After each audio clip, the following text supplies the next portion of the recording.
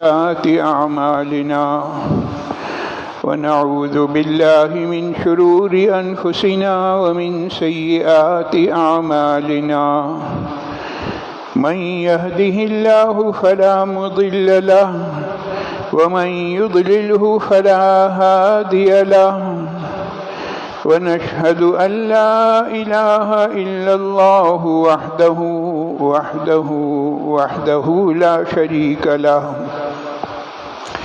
ونشهد أن سيدنا وسندنا ونبينا ومولانا محمدا عبده ورسوله صلى الله تعالى على خير خلقه محمد وعلى آله وصحبه أجمعين وبارك وسلم تسليما كثيرا أما بعد فأعوذ بالله من الشيطان الرجيم بسم الله الرحمن الرحيم لقد كان لكم في رسول الله أسوة حسنة لمن كان يرجو الله واليوم الآخر وذكر الله كثيرا آمنت بالله صدق الله مولانا العظيم وبلغنا رسوله النبي الكريم ونحن على ذلك من الشاهدين والشاكرين والحمد لله رب العالمين جزى الله عنا محمدا صلى الله عليه وسلم ما هو أهله جزى الله عنا محمدا صلى الله عليه وسلم ما هو أهله جزى الله عنا محمدا صلى الله عليه وسلم ما هو أهله. حاضرین کرام، اسلامی کیلنڈر کے لحاظ سے تیسرا مہینہ ماہ ربیع الاول اس کا آغاز ہو چکا ہے، اور گزشتہ جمعے ماہ ربیع الاول کی پہلی تاریخ تھی، اور جیسے کہ میں نے عرض کیا گزشتہ جمعے کہ اس ماہ مبارک میں حضور نبی کریم صلی اللہ علیہ وسلم کی حیات طیبہ کا کثرت سے تذکرہ ہوتا ہے، اور اگر تذکرہ ہوتا ہے تو کوئی غلط بھی نہیں ہے، ٹھیک ہے، بڑی اچھی بات ہے۔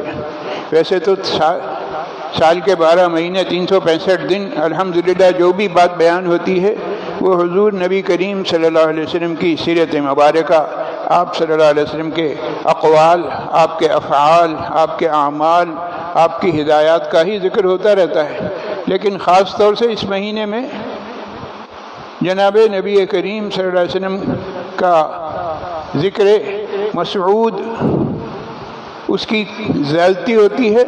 کیوں؟ اس لیے کہ اس ماہ مبارک کو ایک نسبت ہے حضور اقدس صلی اللہ علیہ وسلم سے کہ اس مبارک مہینے میں جناب نبی کریم صلی اللہ علیہ وسلم کی ولادت باسعادت ہوئی ہے۔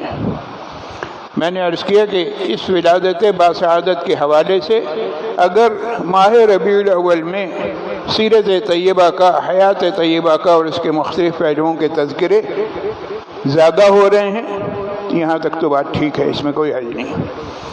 اس سے آگے کی جو بات تھی، گزشتہ ہفتے جو معروضات میں نے پیش کی تھیں اس کا عنوان تھا ماہ ربیع الاول کے مطالبات، کہ ربیع الاول کا مہینہ تو شروع ہو گیا، ربیع الاول کا مہینہ ہم سے کیا مطالبہ کرتا ہے، کیا چاہتا ہے ربیع الاول کا مہینہ کہ ہم کیا کریں، کون سے کرنے کے کام ہیں اور کون سے نہ کرنے کے کام ہیں۔ الحمدللہ اس کا کافی حد تک تذکرہ گزشتہ ہفتے بھی ہو چکا ہے،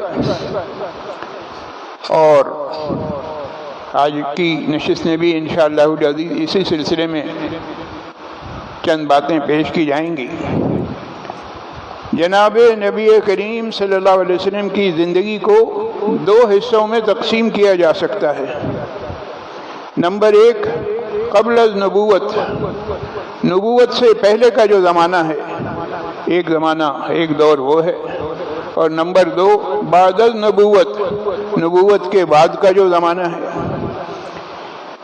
40 سال تک لوگ آپ کو پہچانتے تھے، لیکن کس حیثیت سے؟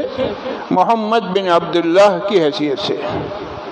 اور پھر 40 سال کے بعد کا جو وقت گزرا ہے، اس میں اللہ کے رسول صلی اللہ علیہ وسلم دنیا کے سامنے تشریف لائے، کس حیثیت سے؟ محمد الرسول اللہ صلی اللہ علیہ وسلم کی حیثیت سے۔ ابتدائی جو 40 سالہ دور ہے، اس میں بھی جناب نبی کریم صلی اللہ علیہ وسلم کی بے شمار خوبیاں ہیں جو کہ منظر عام پر آئیں، اور یہ خوبیاں وہ نہیں ہیں جو میں بتلاؤں یا آپ بتائیں یا کوئی مسلمان اپنی زبان سے کہے، نہیں، یہ وہ خوبیاں ہیں جن کا تذکرہ خود دشمن نے کیا ہے۔ الفضل ما شہدت بہ الاعداء، کسی شخص کی اگر کوئی فضیلت بیان کرنی ہو تو فضیلت حقیقت میں وہ ہے جو دشمن بیان کرے۔ دشمن کہے کہ ہاں بھائی سامنے والے میں یہ کوالٹی ہے، تو اللہ کے رسول صلی اللہ علیہ وسلم کو ان کے دشمنوں نے ٹائٹل دیا تھا، کس چیز کا؟ امانت کا، دیانت کا، صداقت کا، صلہ رحمی کا، اور بہت ساری اچھائیوں کا۔ تو جناب نبی کریم صلی اللہ علیہ وسلم کی زندگی کا جو ابتدائی 40 سالہ دور ہے، اس دور میں بہت ساری خوبیاں ایسی ہیں کہ ان اچھائیوں کو سینے سے لگانا عین عبادت ہے۔ ایک مثال دیتا ہوں، مثلا حضور اقدس صلی اللہ علیہ وسلم نے اپنی زندگی میں معاش کے لحاظ سے بہت سارے کام کیے ہیں، جس میں سے ایک کام تجارت بھی ہے۔ تو تجارت اگر کوئی شخص کرتا ہے اور یہ خیال کرتا ہے کہ میں تجارت اس لیے کر رہا ہوں کہ حضور صلی اللہ علیہ وسلم کی سنت مبارکہ ہے، بڑی اچھی بات ہے، لیکن تجارت سنت مبارکہ ضرور ہے، لیکن کون سی تجارت ہے؟ وہ تجارت ہے جس کے متعلق اللہ کے رسول صلی اللہ علیہ وسلم نے ارشاد فرمایا، التاجر الصدوق الامین مع النبیین والصدیقین والشہداء والصالحین، او کما قال علیہ الصلاۃ والسلام۔ فرمایا کہ تاجر، سچا تاجر، جو شخص تجارت بھی کرے اور تجارت میں کوئی ڈنڈی بھی نہ مارے، کوئی لوٹ کھسوٹ بھی نہ کرے، صحیح طریقے سے اگر کوئی شخص تجارت کرتا ہے تو اس کا حشر کن لوگوں کے ساتھ ہوگا؟ امانت دار بھی ہو اور سچا بھی ہو۔ ایسے تاجر کا حشر ہوگا انبیاء کے ساتھ، صدیقین کے ساتھ، شہداء کے ساتھ اور صالحین کے ساتھ اس کا حشر ہوگا۔ ذرا سوچیے کیا درجہ ہے تاجر کا، ایک بات۔ دوسرا یہ وضاحت بھی ضروری ہے کہ حدیث میں اگرچہ تاجر کا لفظ استعمال ہوا ہے، لیکن تجارت کے معنی ہم نے اپنے ذہن میں بڑے محدود کر لیے ہیں کہ ایک چیز بیچنا اور ایک چیز خریدنا، بس اس کا نام تجارت ہے۔ ایسی بات نہیں ہے۔ تجارت ایک بہت ہی وائڈ ٹرم ہے۔ میں اگر یہ کہوں کہ دنیا کا ہر شخص تاجر ہے، ایک شخص اگر زراعت کے پیشے سے منسلک ہے، کسان ہے، تو وہ بھی تو آخر جو کچھ کسان محنت کرتا ہے وہ کس لیے کرتا ہے؟ تاکہ اس سے اس کو جو حاصل ہو اس کو وہ آگے بڑھائے گا، اس سے نفع کمائے گا، یہ بھی تجارت ہے۔ ایک شخص اگر ملازمت کر رہا ہے تو ملازمت کر کے وہ بھی کچھ بیچ رہا ہے اور کچھ خرید رہا ہے، اپنا وقت جو ہے وہ بیچ رہا ہے اور اپنے وقت کے بدلے میں اس کو پیسے مل رہے ہیں، یہ بھی تجارت ہے۔ تو تجارت ہو، زراعت ہو، صنعت ہو، دنیا کا کوئی کام ہو، ظاہر ہے کہ پیٹ کے لیے کچھ نہ کچھ تو کرنا ہے۔ تو دنیا کا ہر شخص جو کام بھی کر رہا ہے وہ تاجر ہے، اور جب وہ تاجر ہے تو وہ اس کی تجارت کا معیار یہ ہونا چاہیے، جس کام میں بھی اللہ تعالیٰ نے لگا دیا ہے، معاش کے جو مختلف ذرائع ہیں، ان ذرائع میں سے جس ذریعے کو بھی آپ اختیار کر رہے ہیں، اس ذریعے کو اختیار کرنے میں آپ امانت، دیانت، صداقت اور کھرا ہونا چاہیے، سودا کھوٹا نہیں ہونا چاہیے، ان تمام باتوں کو ملحوظ رکھیں گے تو انشاءاللہ العزیز آپ اس حدیث کا مصداق بنیں گے، التاجر الصدوق الامین مع النبیین والصدیقین والشہداء والصالحین۔ میں نے عرض کیا کہ اللہ کے رسول صلی اللہ علیہ وسلم نے نبوت سے قبل جو بہت سارے کام کیے ہیں، اس میں سے ایک کام تجارت کا بھی ہے، ایک کام ملازمت کا بھی ہے۔ آپ نے بکریاں بھی چرائی ہیں، مکے کے آپ صلی اللہ علیہ وسلم نے ارشاد فرمایا کہ میں بکریاں چرایا کرتا تھا اہل مکہ کی۔ تو کہنے کا مقصد یہ ہے کہ چھوٹے سے چھوٹا بظاہر کام جو دنیا میں چھوٹا سمجھا جاتا ہے اس کو آدمی عار نہ سمجھے، یہ سمجھے کہ مجھے رزق حلال کمانا ہے، اور جب رزق حلال کمانے کے لیے کوئی پیشہ بھی آدمی اختیار کرتا ہے تو ہر پیشہ اپنی جگہ اس کی اہمیت ہے۔ تو اس ایک نیکی پر عمل کر کے ہم فلاح دارین حاصل کر سکتے ہیں۔ تو نماز، روزہ، حج، زکوٰۃ، جہاد، یہ ساری چیزیں کیا ہیں؟ یہ تو وہ اعمال ہیں جو اللہ کے رسول صلی اللہ علیہ وسلم کو ملے ہیں۔ کب؟ جب وہ 40 سالہ دور ختم ہو گیا، محمد بن عبداللہ کا دور جب ختم ہو گیا، اس کے بعد محمد الرسول اللہ صلی اللہ علیہ وسلم کی حیثیت سے جب آپ دنیا کے سامنے تشریف لائے تو یہ سارے احکامات تھے۔ اب ہم ذرا اپنے عمل پر غور کریں۔ ہم اگر حضور اقدس صلی اللہ علیہ وسلم کی طرف سے اور اللہ کی طرف سے جو احکامات ہمیں ملے ہیں ان احکامات کو ہم چھوڑ دیں، نماز کو بھی چھوڑ دیں، روزے کو بھی، حج کو بھی، زکوٰۃ کو بھی، جہاد کو بھی، تمام کاموں سے اپنے آپ کو فارغ کر کے صرف ہم اگر میلاد النبی منا رہے ہیں تو یہ میلاد النبی منانا یہ محمد الرسول اللہ صلی اللہ علیہ وسلم کا تذکرہ نہیں ہے، بلکہ یہ محمد بن عبداللہ کا تذکرہ ہے۔ دوسری طرف یہ وضاحت بھی ضروری ہے کہ اس کا یہ مطلب نہیں ہے کہ حضور اقدس صلی اللہ علیہ وسلم کے بچپن کے حالات سنانا اور آپ صلی اللہ علیہ وسلم نے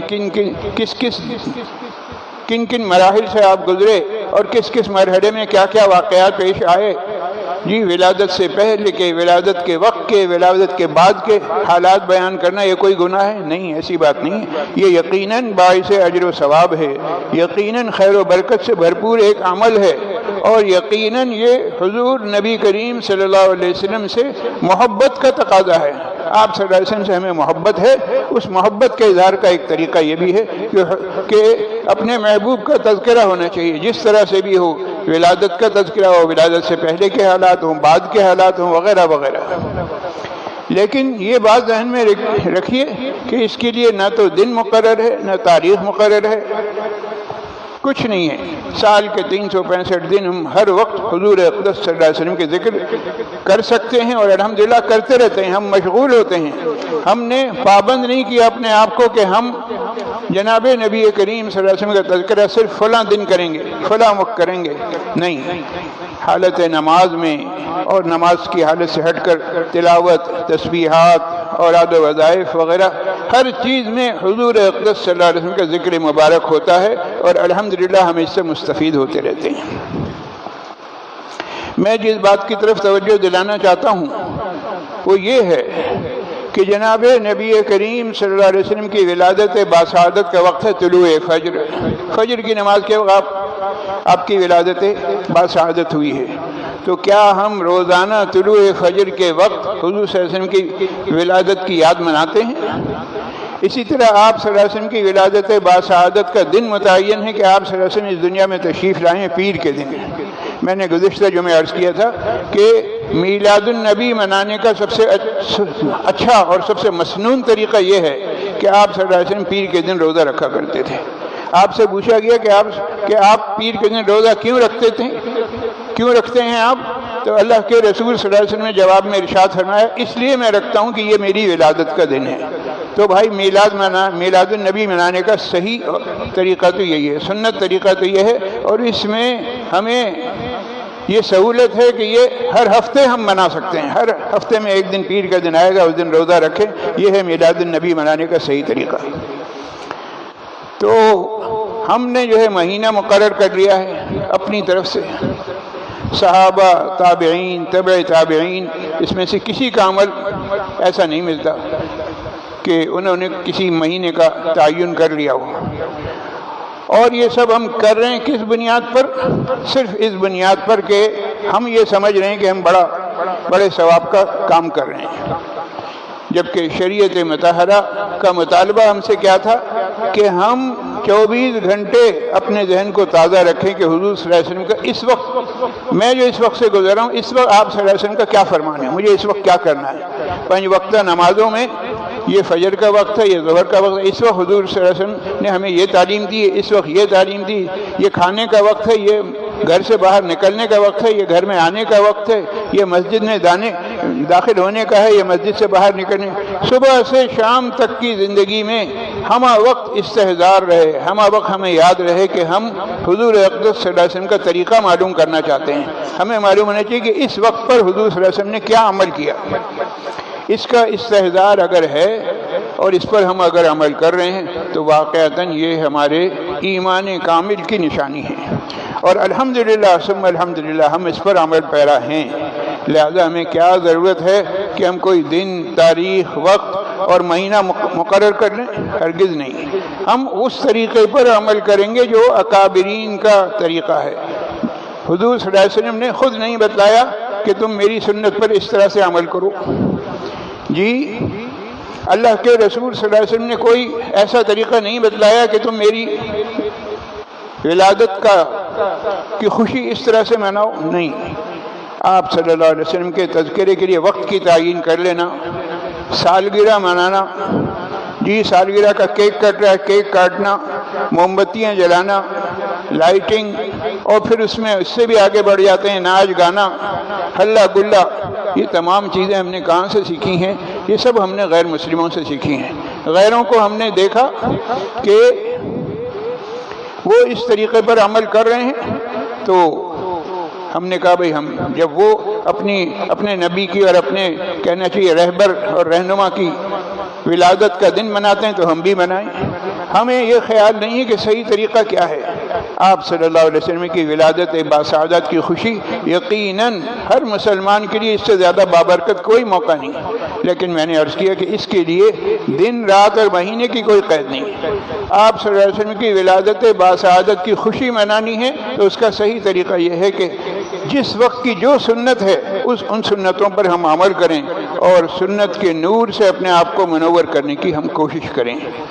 جب ہم سنتوں پر عمل کریں گے ہماری زندگی سنتوں کے نور سے بھر جائے گی، اور احادیث مبارکہ اور سنن مبارکہ کے انوار ہمارے اندر آئیں گے۔ انشاءاللہ العزیز ہم اس دنیا میں بھی فلاح پائیں گے، آخرت میں بھی ہم فلاح پائیں گے۔ اللہ کے رسول صلی اللہ علیہ وسلم کی ولادت باسعادت کی خوشی کس کس طرح سے ہوئی؟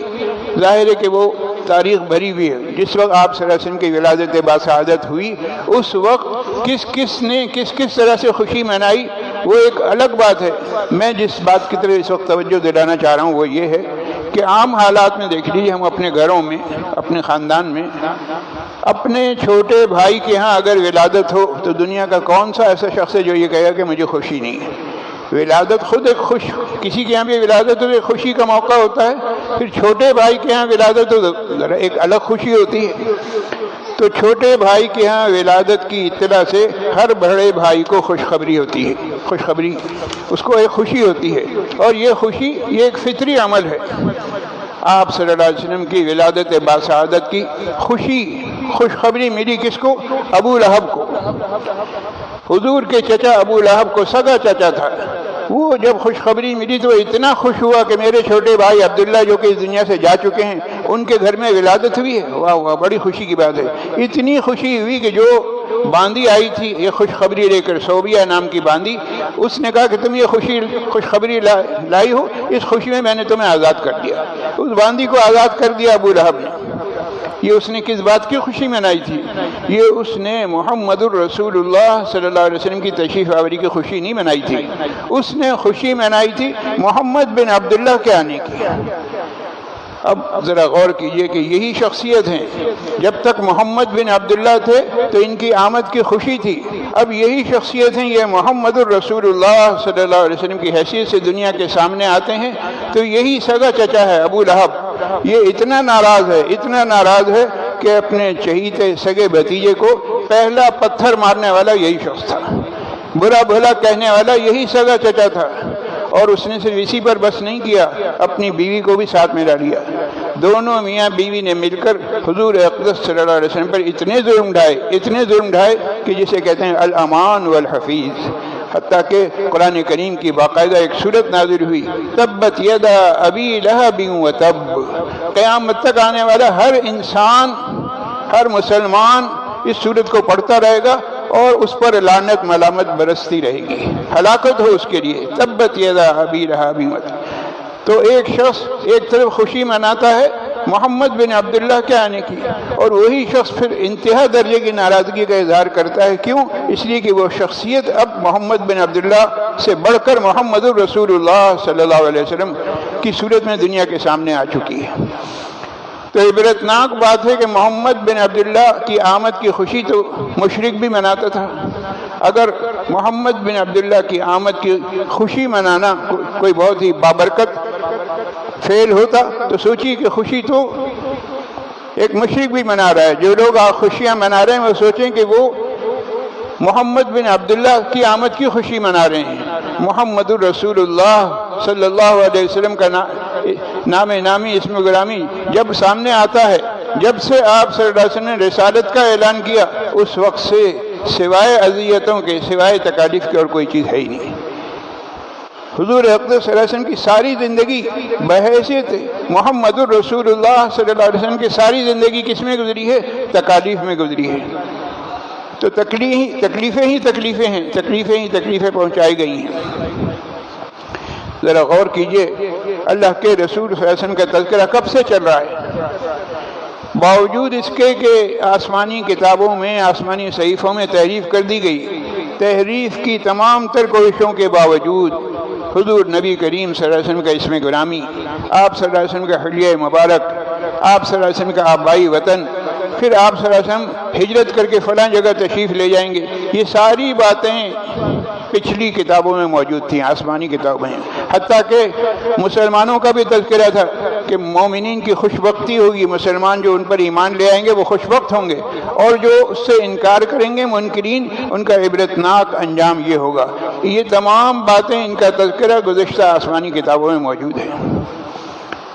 حضرت کعب بن احبار رضی اللہ تعالیٰ عنہ جو پہلے یہود کے بڑے عالم تھے، توریت کے بڑے عالم تھے، ان کا کہنا یہ ہے کہ توریت میں یہ لکھا ہوا ہے مولدہ بمکہ وہجرتہ الی یثرب وملکہ بالشام، کہ مکے میں پیدا ہوں گے حضور صلی اللہ علیہ وسلم اور ہجرت کر کے جائیں گے یثرب، مدینہ منورہ کا پرانا نام یثرب ہے، وہاں جائیں گے، اور ایک وقت آئے گا کہ محمد الرسول اللہ صلی اللہ علیہ وسلم کے جو ماننے والے ہیں ان کی جو بادشاہت ہے وہ ملک شام تک چلی جائے گی۔ چنانچہ فاروق اعظم رضی اللہ تعالیٰ عنہ کے زمانے میں اس پر بھی عمل ہوا، شام فتح ہوا۔ یہ تمام باتیں کہاں لکھی ہوئی ہیں؟ توریت میں لکھی ہوئی ہیں، اور وقت کے آنے سے پہلے تمام نشانیاں بتا دی گئی ہیں۔ دیگر نشانیوں کے علاوہ آپ صلی اللہ علیہ وسلم کے ماننے والوں کے اوصاف بھی توریت میں لکھے ہوئے ہیں۔ آپ صلی اللہ علیہ وسلم کے امتیوں کا تذکرہ ہے کہ حضور صلی اللہ علیہ وسلم کے جو امتی ہیں، جب وہ کسی اونچائی پر جانے لگیں گے، چڑھائی چڑھنے لگیں گے، سیڑھیاں چڑھنے لگیں گے، تو بلندی پر وہ کیا کہیں گے؟ اللہ اکبر، اللہ اکبر، اللہ اکبر۔ اللہ کے رسول صلی اللہ علیہ وسلم نے ہمیں یہی سکھایا ہے کہ جب تم اوپر چڑھو تو اللہ اکبر پڑھو، نیچے اترو پستی کی طرف تو تسبیح پڑھو، سبحان اللہ، سبحان اللہ، سبحان اللہ۔ اذان کی گونج سے پوری دنیا منور ہو جائے گی، فضا منور ہو جائے گی۔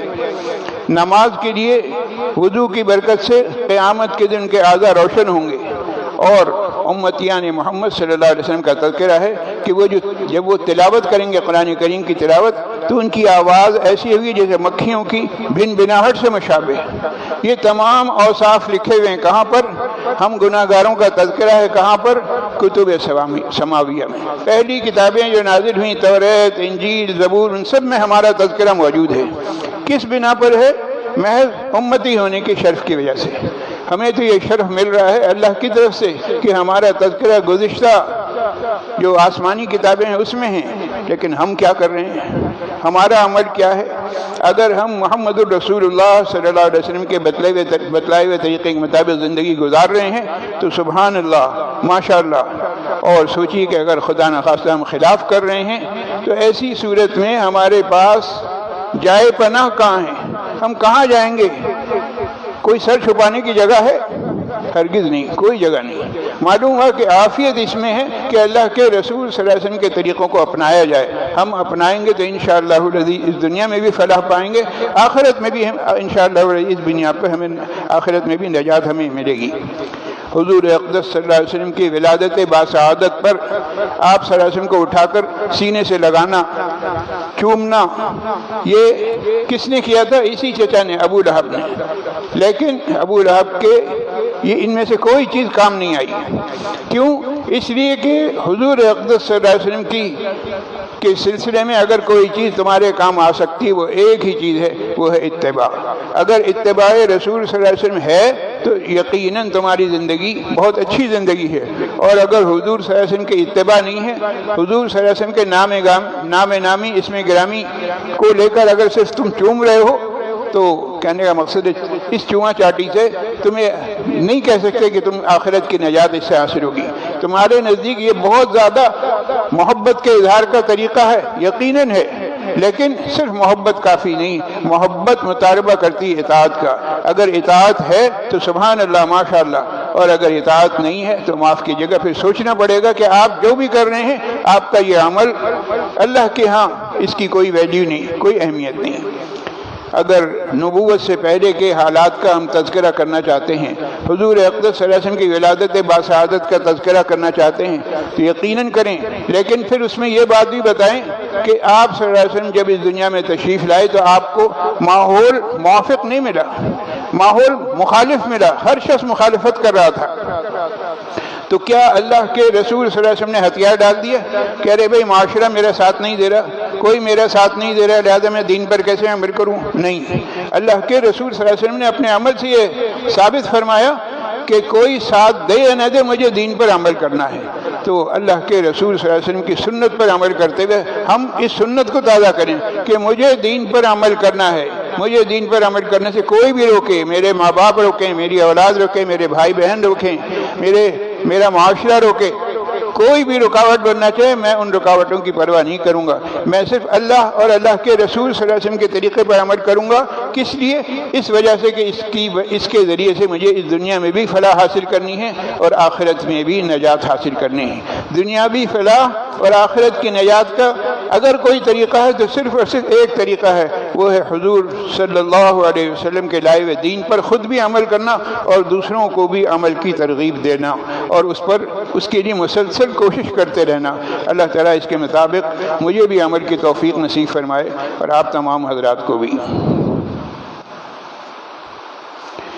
موسیٰ نگر کے رہائشی جناب محمد عمران صاحب کا انتقال ہو گیا ہے، انا للہ و انا الیہ راجعون۔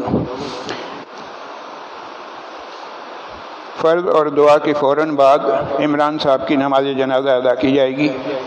اللہ تعالیٰ ان کے لیے دعائے مغفرت کی درخواست ہے۔ اس کے علاوہ محسن پاکستان محترم جناب ڈاکٹر عبدالقدیر خان صاحب، اللہ تعالیٰ نے انہوں نے اپنے پاس بلوا لیا، ان کے لیے بھی خاص طور سے دعا کرنی ہے۔ اللہ تعالیٰ حضرت ڈاکٹر صاحب کے کہنا چاہیے بال بال کی مغفرت فرمائے، ان کے درجات بلند فرمائے، انہیں اعلیٰ علیین میں جگہ عطا فرمائے۔ یہ عمران صاحب کے لیے بھی دعائے مغفرت کی درخواست کی گئی، اللہ تعالیٰ ان کی بھی کامل مغفرت فرمائے، انہیں جنت الفردوس میں اعلیٰ مقام عطا فرمائے، پسماندگان کو صبر جمیل نصیب فرمائے۔ ڈاکٹر عبدالقدیر خان صاحب نے پاکستانیوں پر جو احسان کیا ہے، خدا کرے کہ یہ قوم ہماری احسان فراموش نہ بنے، اور انہوں نے جو تکلیفیں اٹھائی ہیں، کس طرح سے قربانیاں دی ہیں، قوم ان کی قربانیوں کو یاد رکھے، اور جو کوششیں انہوں نے کی ہیں ان کوششوں کو مزید آگے بڑھانے کی ہم سب فکر کریں۔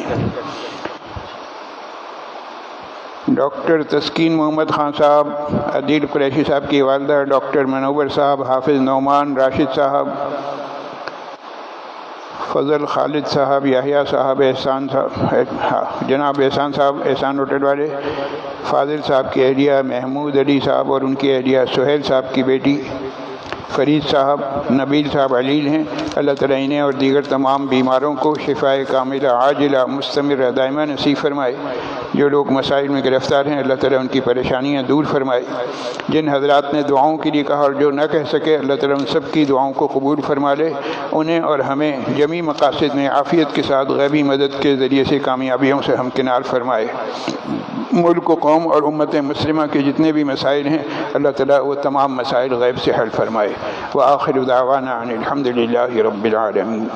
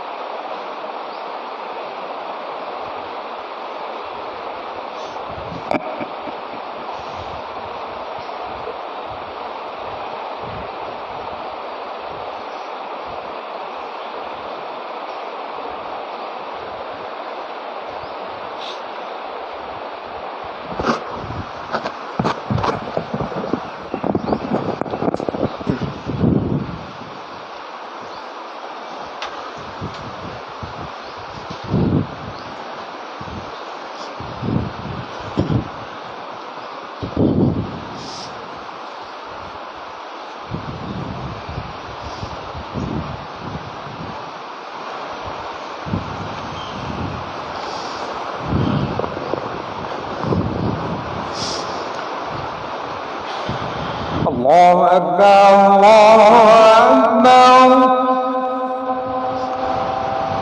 الله أكبر الله أكبر أشهد أن لا إله إلا الله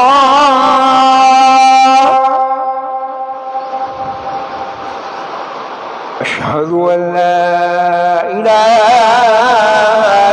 إلا الله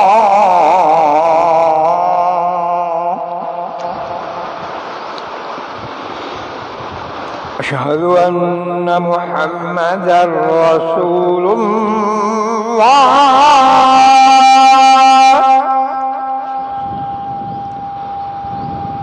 أشهد أن محمدا رسول الله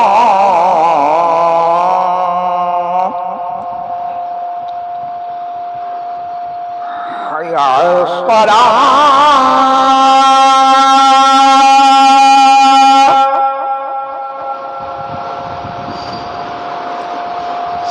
حي على الله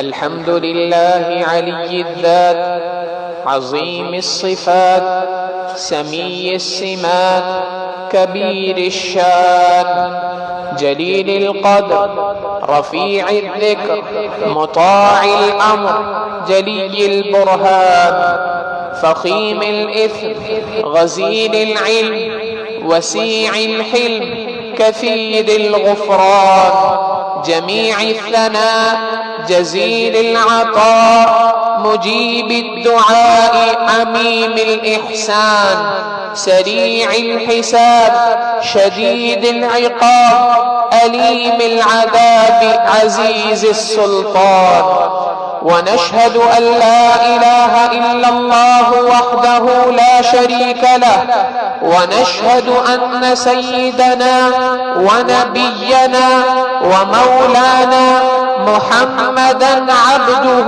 ورسوله المبعوث إلى الأسود والأحمر المنعوت بشرح الصدع ورفع الذكر وصلى الله عليه وعلى آله وأصحابه وبارك وسلم تسليما كثيرا أما بعد فيا أيها الناس وحدوا الله فإن التوحيد رأس الطاعات واتقوا الله فإن التقوى ميلاد الحسنات وعليكم بالسنة فإن السنة تهدي إلى الإطاعة ومن أطاع الله ورسوله فقد رشد واهتدى وإياكم والبدعة فإن البدعة تهدي إلى المعصية ومن يعص الله ورسوله فقد ضل وغوى وعليكم بالصدق فإن الصدق ينجي والكذب يهلك وعليكم بالإحسان فإن الله يحب المحسنين ولا تقنطوا من رحمة الله فإنه أرحم الراحمين ولا تحبوا الدنيا فتكونوا من الخاسرين ألا وإن نفسا لن تموت حتى تستكمل رزقها فاتقوا الله وأجملوا في الطلب وتوكلوا عليه فإن الله يحب المتوكلين وادعوه فإن ربكم مجيب الداعين واستغفروه يمددكم بأموال وبنين أعوذ بالله من الشيطان الرجيم وقال ربكم ادعوني أستجب لكم إن الذين يستكبرون عن عبادتي سيدخلون جهنم داخلين بارك الله لنا ولكم في القرآن العظيم ونفعنا وإياكم بالآيات والذكر الحكيم إنه تعالى جواد كريم ملك بر ورب رؤوف رحيم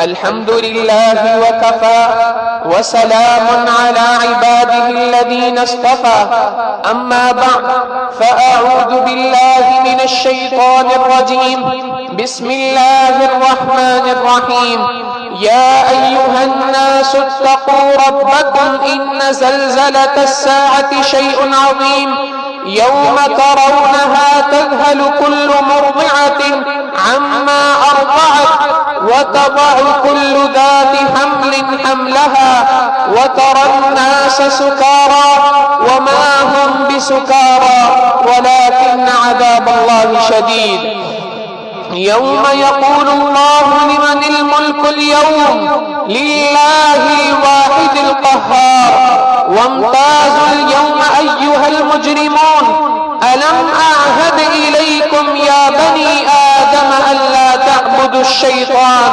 إنه لكم عدو مبين وأن اعبدوني هذا صراط مستقيم. وقال الله تعالى إن الله وملائكته يصلون على النبي يا أيها الذين آمنوا صلوا عليه وسلموا تسليما. اللهم صل على محمد وعلى آل سيدنا ومولانا محمد وبارك وسلم وصل عليه.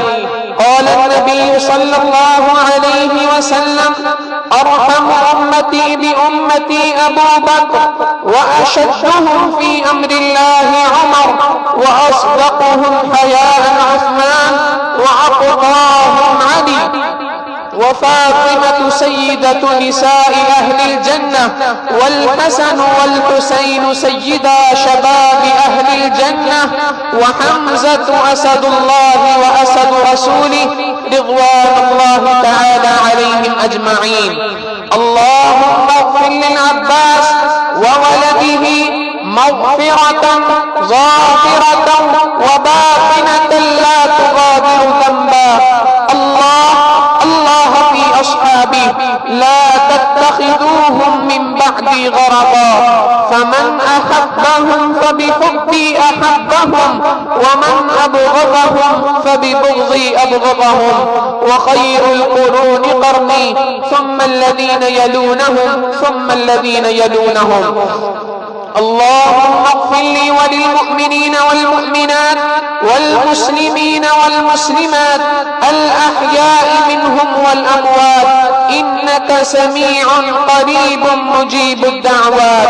اللهم بارك لنا في أوطاننا وأصلح أئمتنا وولاة أمورنا ولا تسلط علينا بذنوبنا من لا يخافك فينا ولا يرحمنا.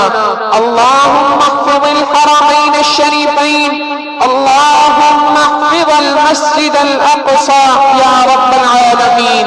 عباد الله رحمكم الله إن الله يأمر بالعدل والإحسان وإيتاء ذي القربى وينهى عن الفحشاء والمنكر والبغي يعظكم لعلكم تذكرون. ولذكر الله تعالى أعلى وأولى وأعز وأجل وأتم وأهم وأعظم وأكبر والله يعلم ما تصنعون. صفحے اہتمام سے درست فرما لیجئے. اگلی صفوں کو پہلے مکمل کیجئے. صفوں کے درمیان کوئی خلا واقع نہ ہو.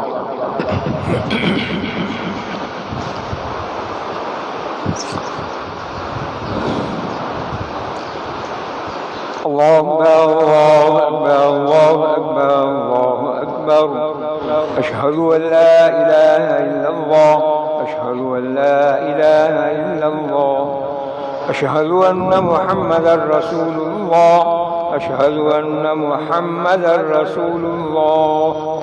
حي على الصلاة حي على الصلاة حي على الفلاح حي على الفلاح قد قامت الصلاة قد قامت الصلاة. الله أكبر الله أكبر لا إله إلا الله.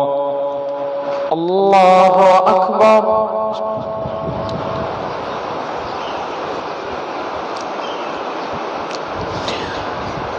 الحمد لله رب العالمين الرحمن الرحيم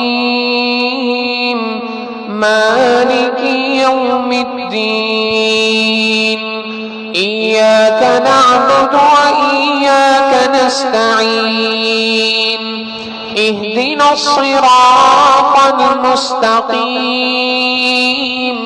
صراط الذين أنعمت عليهم غير المغضوب عليهم ولا الضالين.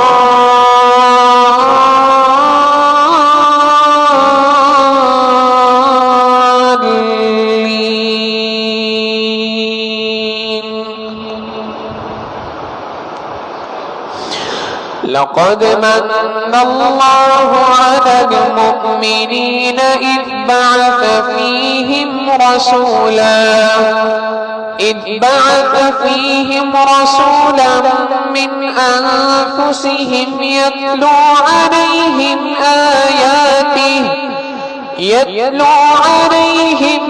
آياته ويزكيهم ويعلمهم الكتاب والحكمة وإن كانوا من قبل لفي ضلال مبين. الله أكبر.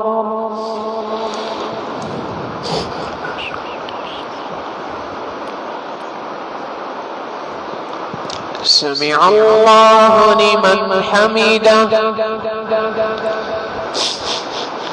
الله أكبر.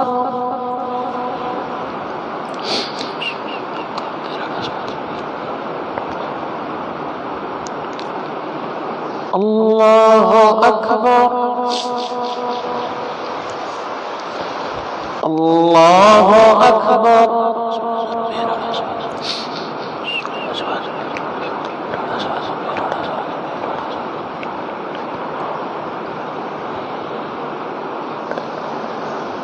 الله أكبر. الحمد لله رب العالمين الرحمن الرحيم مالك يوم الدين إياك نعبد وإياك نستعين اهدنا الصراط المستقيم صراط الذين أنعمت عليهم غير المغضوب عليهم ولا الضالين.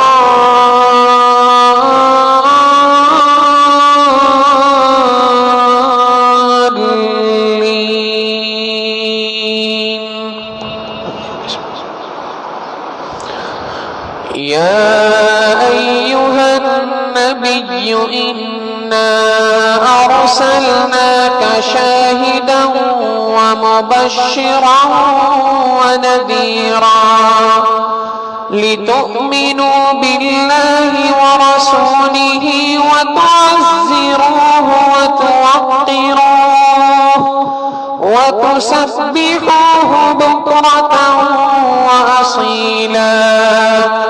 إن الذين يبايعونك إنما يبايعون الله يد الله فوق أيديهم فمن نكث فإنما ينكث على نفسه ومن أوفى بما عاهد عليه الله فسيؤتيه أجرا عظيما.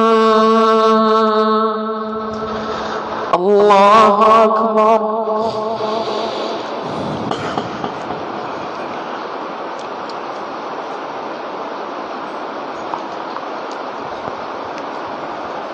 سمع الله لمن حمده. الله أكبر.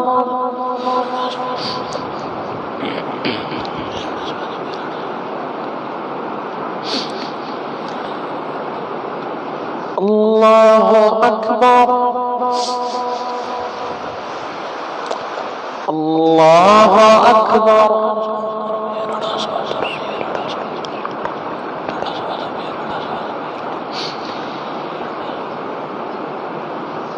الله أكبر.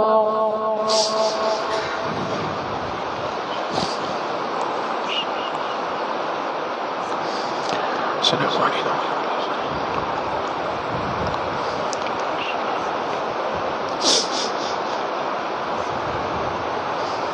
اللهم صل على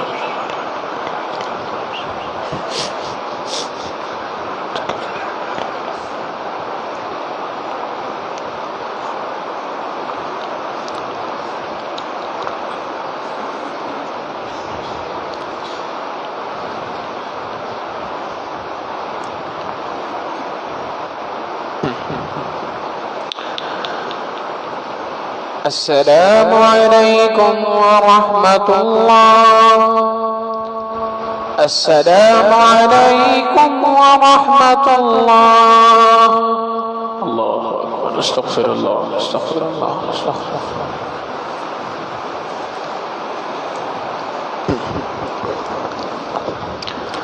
اللهم انت السلام ومنك السلام تباركت يا ذا الجلال والاكرام۔ سبحان ربي الوهاب، اللهم صل على سيدنا محمد وعلى آل سيدنا محمد وبارك وسلم۔ ربنا ظلمنا انفسنا وان لم تغفر لنا وترحمنا لنكونن من الخاسرين۔ اے کریم آقا، ہم آپ کے گناہگار سیاہکار بندے ہیں، اللہ خطا کار بندے ہیں، ہمارے گناہوں کو معاف فرما، ہماری خطاؤں سے درگزر فرما، اللہ ہماری مغفرت فرما، ہمارے والدین کی مغفرت فرما، ہمارے اساتذہ کرام کی مغفرت فرما، اللہ ہمارے آل اولاد کی نسلوں کی مغفرت فرما۔ اے کریم آقا، پوری انسانیت کی، پوری امت مسلمہ کی مغفرت فرما، اللہ پوری امت مسلمہ کی مغفرت فرما۔ اے کریم آقا، ہمیں برے دن سے محفوظ فرما، بری رات سے محفوظ فرما، برے کاموں سے محفوظ فرما، برے انجام سے محفوظ فرما، ہدایت ملنے کے بعد گمراہی سے محفوظ فرما، سیدھا رستہ ملنے کے بعد بھٹکنے سے محفوظ فرما، علم حاصل ہو جانے کے بعد جہالت والے کاموں سے محفوظ فرما، اللہ اپنا قرب حاصل ہو جانے کے بعد اپنی دوری سے محفوظ فرما۔ اے کریم آقا، اپنے کرم کا معاملہ فرما، رحم کا معاملہ فرما، اپنی رحمتوں کے ساتھ اللہ ہماری تمام پریشانیوں کو ختم فرما، تمام مسائل کو حل فرما۔ اللہ ہم میں جتنے لوگ بیمار ہیں تمام کو شفائے کاملہ عاجلہ مستمرہ دائمہ نصیب فرما۔ اللہ جو لوگ ملازمتوں کی وجہ سے، گھر کام کاروبار کی وجہ سے پریشان ہیں، اللہ ان کی پریشانیوں کو بھی دور فرما، اپنی رحمت سے حلال طیب رزق اے اللہ انتظام پیدا فرما۔ اے اللہ، اس کے علاوہ جتنے بھی لوگ جس کسی وجہ سے پریشان ہیں، اللہ آپ سب کے سینوں کے حالات، آپ سب کے دلوں کے حالات کو جانتے ہیں، سب کے سینوں کے بھید کو جانتے ہیں۔ اے کریم آقا، ایک ایک بندے کی ضروریات کو پورا فرما، تمام مسائل کو غیب سے حل فرما، اپنی رحمتوں کا معاملہ فرما، اپنے کرم کا معاملہ فرما۔ اے اللہ، ڈاکٹر تسکین صاحب، عدیل قریشی صاحب کی والدہ، حافظ نعمان صاحب، فاضل صاحب کی اہلیہ اور یحییٰ صاحب علی ہیں، اللہ انہیں اور دیگر تمام بیماروں کو شفائے کاملہ عاجلہ مستمرہ دائمہ نصیب فرما۔ اے اللہ، قاری عبدالرحیم صاحب کی خالہ کا انتقال ہوا، اس وقت پہ جو جنازہ موجود ہے، اللہ ان کی بھی کامل مغفرت فرما۔ اور اے اللہ، محسن پاکستان جناب ڈاکٹر عبدالقدیر خان صاحب کا گزشتہ دنوں انتقال ہوا، اللہ ان کی بھی کامل مغفرت فرما، جنت الفردوس میں اعلیٰ مقام عطا فرما، اللہ کروٹ کروٹ جنت عطا فرما، اپنی رحمت سے اللہ ان کی آگے کی منزلوں کو آسان فرما، ان کی تمام ضروریات کو غیب کے خزانوں سے پورا فرما، اللہ قبر کی ضروریات کو پورا فرما، حشر کی ضروریات کو پورا فرما، جنت تک جانے کی ایک ایک ضرورت کو پورا فرما۔ اللہ انہوں نے جس طرح آپ کے نام پہ بنے ہوئے اس ملک کی خدمت کی، اللہ اس کے بدلے آپ انہیں اپنی اعلیٰ علیین میں جگہ عطا فرما۔ اللہ پسماندگان کو صبر جمیل نصیب فرما، ہماری دعاؤں کو اپنی رحمت سے قبول فرما۔ پروردگار عالم، جو مانگا عطا فرما، مانگنا چاہیے تھا نہیں مانگ سکے، اللہ اپنی رحمت سے عطا فرما۔ اللہ ہمارے اس ملک کی حفاظت فرما، ہمارے اس شہر کی حفاظت فرما۔ اے کریم آقا، حرمین شریفین کی حفاظت فرما۔ اے اللہ، ہماری طرف سے ہمارے پیارے آقا و سردار حضرت محمد مصطفیٰ احمد مجتبی صلی اللہ علیہ وسلم کو اللہ بہترین بدلہ اور اجر عطا فرما، انہیں مقام محمود عطا فرما، اللہ ان کی پیاری سنتوں کو اپنانے کی توفیق عطا فرما۔ ربنا تقبل منا انک انت السمیع العلیم وتب علینا انک انت التواب الرحیم، وصلی اللہ تعالی علی حبیبہ سیدنا محمد وآلہ واصحابہ اجمعین برحمتک یا ارحم الراحمین۔ نماز جنازہ کے لیے صف درست فرما لیں۔